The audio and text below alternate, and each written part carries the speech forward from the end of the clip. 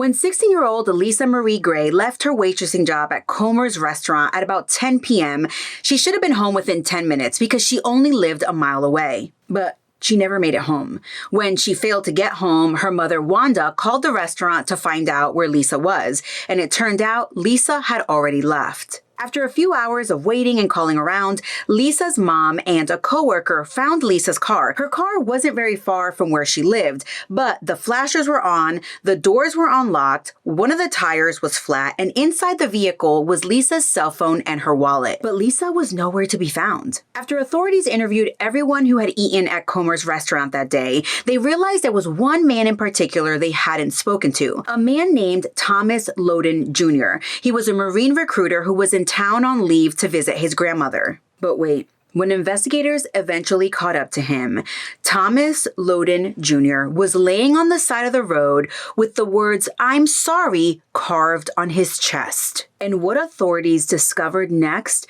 would shake this small community for 23 years. Welcome back, True Crime Army. If you're new to my channel, welcome. I am Mama Margot, and this is my True Crime channel, a bridge between my content here and my main form of content, which is a podcast called Military Murder, where I focus on crimes committed within or among the military community. If you're interested in those types of stories, as well as anything that's newsworthy or just true crime related, then you've come to the right place. I will be uploading 2 videos a month, so if you want more true crime in video and story format, be sure to subscribe and turn on your notifications so you never miss a video. This case is particularly disturbing, so I do have to give a trigger warning. Not only does it involve murder, but it also involves torture and the mention of sexual assault. Viewer discretion is advised.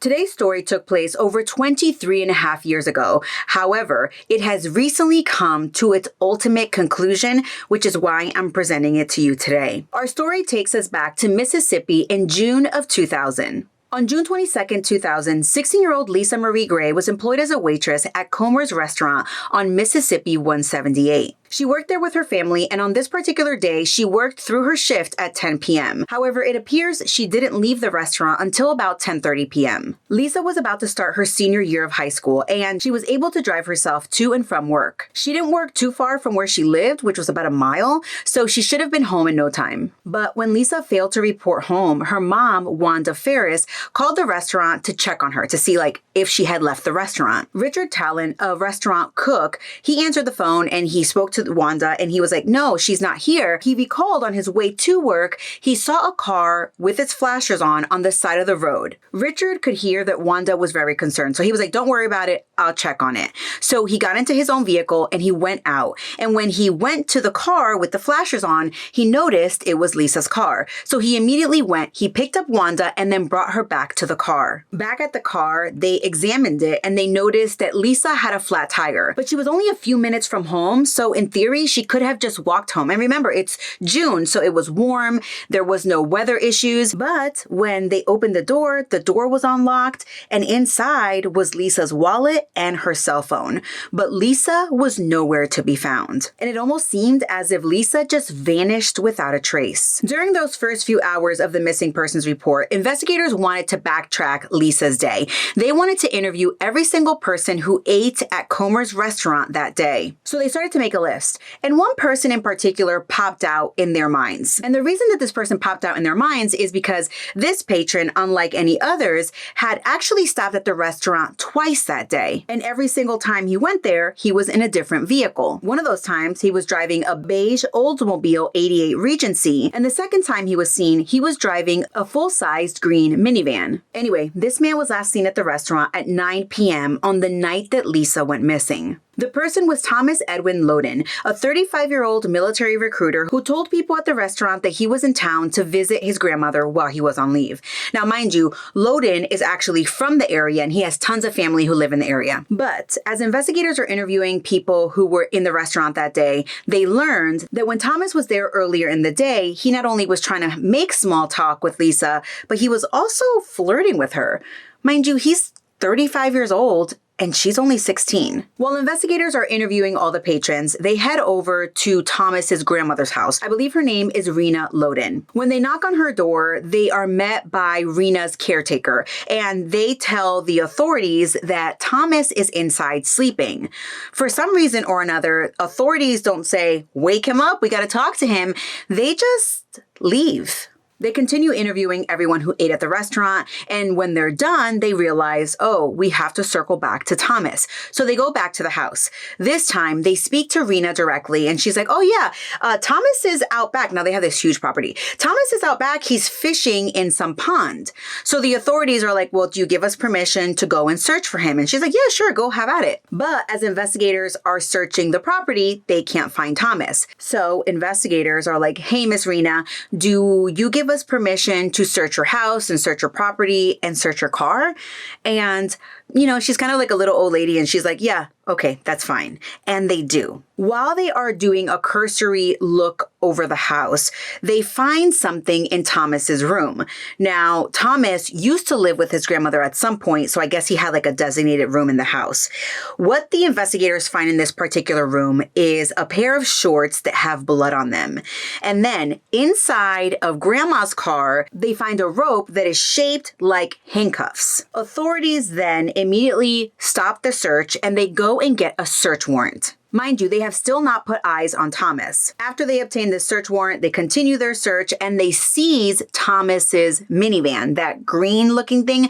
They seize it and they take it for processing. But before they can get any definitive information about the van, they find Thomas. But it's not exactly what they expected. On the afternoon of June 23rd, 2000, a dozen or so hours into their investigation into the missing teenager, they find Thomas Loden laying on the side of the road with the words, "I'm sorry," carved into his chest. He also had self-inflicted lacerations on his wrist.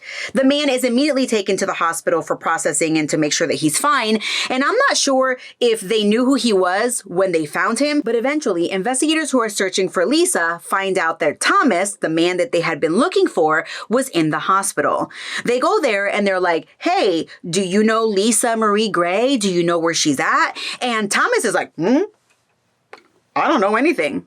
But back at the minivan, when they're searching it, they find what they're looking for. They find Leesa Marie Gray's naked, dead body shoved underneath a foldable seat in the minivan. When they found her, not only was she nude, but her hands and feet had been bound.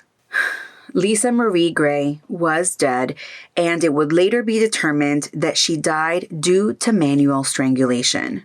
But not only did they find Leesa Marie Gray, they also found a video camcorder, aka a recorder. And when they take this evidence back to the police station and they press play, investigators could have never imagined what they were going to find on that video. While the case details are vividly described in a court opinion that I used to inform this video, I am not going to get into the weeds about what happened to Leesa, except that I will say that Thomas recorded himself not only sexually torturing Leesa with his body parts, but also with an inanimate object. The video recording also caught that during the assault, Thomas could be heard telling his victim to smile. And one time he even said, quote, "You really were a virgin, weren't you?" End quote. The video appears to record different segments of the assault. Like, he didn't record the whole thing in full. But of course, he recorded the torture.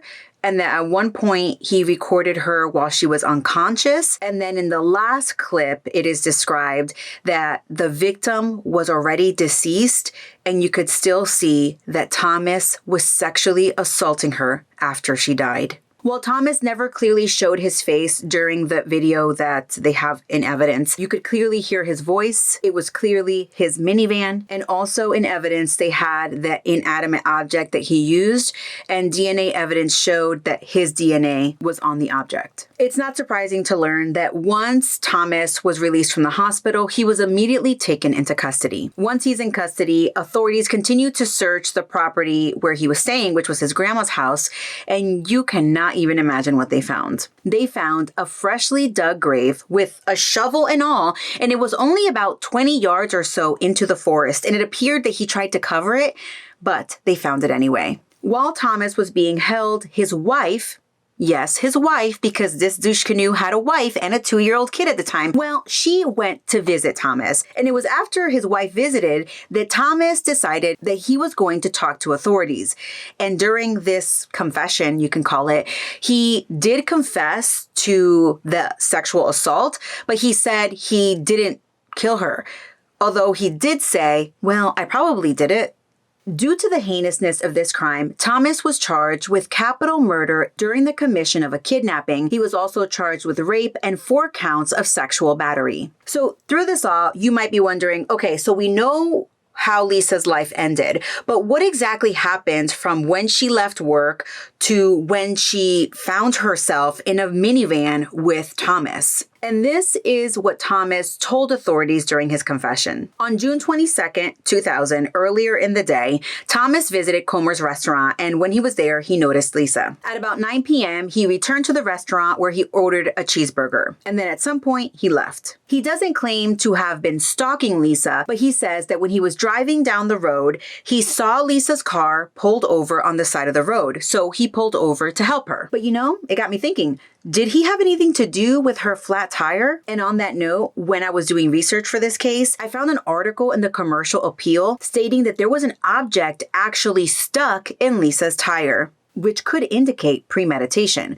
But of course, he's not going to admit to that, right? Anyway, Thomas sees her. He pulls off to the side to help Leesa. He starts making small chat with her. He's like, oh, you have a flat tire. I'm a Marine recruiter. We're used to this stuff. Which, what does that even mean? You're used to changing tires in the Marine Corps? Leesa gets out of her vehicle and the two of them are looking at the flat tire. And while they're looking at the tire, Thomas offhandedly says, oh, have you ever thought about joining the Marines? At which point Leesa responds, no, that's the last thing I want to do with my life. Now, Thomas told authorities that when she said that, he became increasingly angry. So he told her, get in the van, and she did. At that point, he drove her to his grandmother's house, and then for the next 4.5 hours, he kept her in that minivan where he recorded what he did to her, and then ultimately, he took her life. Once he was done killing her and he hid her body in his minivan, he just went into his grandmother's house like nothing happened and fell asleep. So let's talk a little bit about the trial. Due to the publicity that this case received, and because his family is so well known in the community and her family is so well known in the community, the judge granted a change of venue. And well, after a lengthy back and forth between Thomas and his attorneys, 3 weeks before his scheduled trial, Thomas pled guilty to all the charges. Mind you, this is a death penalty case, but he didn't care. He still pled guilty to everything. When they eventually got to the sentencing portion of the case, Thomas's defense attorney was like, excuse me, judge. My client, he has asked me to not cross-examine any witnesses, and he also told me not to object to anything. So I am sure the judge's head was spinning, right? Because no one wants a defendant like that, right? Because they're going to file all these complaints. But anyway, the judge questioned the defendant and was like, do you know this? Do you understand this? Do you understand you're giving up this right? And Thomas was like, yes, sir. Yes, sir. Yes, sir. And the judge was like, okay, let's proceed to sentencing. I'm not going to get into the aggravating evidence that the prosecution presented because, hello, we have a video recording of a sexual torture. So there was plenty of aggravating evidence. When it came time for the defense to present mitigating evidence, again, they were like, excuse me, judge, our client has told us not to present any mitigating evidence. However, to protect myself as an attorney, I'm going to tell you the information that I gathered that could potentially be mitigating evidence in this case. And this is the summary that the attorney gave. He said that Thomas had a history of sexual abuse as a child. However, despite this sexual abuse, he still was a great student. The attorney told the judge, hey, listen, this guy right here, he's a Marine, a former U.S. Marine. He served honorably for 18 years. He doesn't even have a criminal record. He's a combat veteran. He served during Desert Storm. The defense even presented the summary of an expert that could testify that during the commission of the offense, Thomas was suffering from extreme mental and emotional disturbance, and he could not appreciate the nature of his crime when he was committing it. Now, that's kind of a big deal. So in rebuttal, the prosecution was like, yeah, but let me introduce you to our expert witness who examined Thomas and said that he could appreciate the nature of the crime when he was committing it. With that, the prosecution asked for the death penalty, and Thomas, even though he didn't want his defense attorneys to do or say anything, he ultimately did make a statement to the court. During his statement, he showed some remorse. He said he was sorry. He was sorry for the delay. And in speaking to the victim's family, he said, quote, "I hope you may have some sense of justice when you leave here today," end quote. A judge sitting alone sentenced him to death for that first charge and then sentenced him to 30 consecutive years for the remaining offenses. Thomas Loden apparently, after he was sentenced, had a change of heart, and he was trying to file all these appeals. Specifically, he filed a claim for an ineffective assistance of counsel, claiming that he thought he would still be able to appeal some things even though he waived them at trial. But all of Thomas's subsequent appeals were denied. Denied. Well, after being on death row for 21 years, even though he's been in jail for 23 years, the day has finally come. On December 14th, 2022, at the Mississippi State Penitentiary at Parchman, 58-year-old Thomas Edwin Loden took his very last pathetic breath as he was executed by the state of Mississippi. Now that the perpetrator is out of the picture, hopefully, after living this nightmare for the last 23 and a half years, maybe Leesa's loved ones can finally have a good night's rest.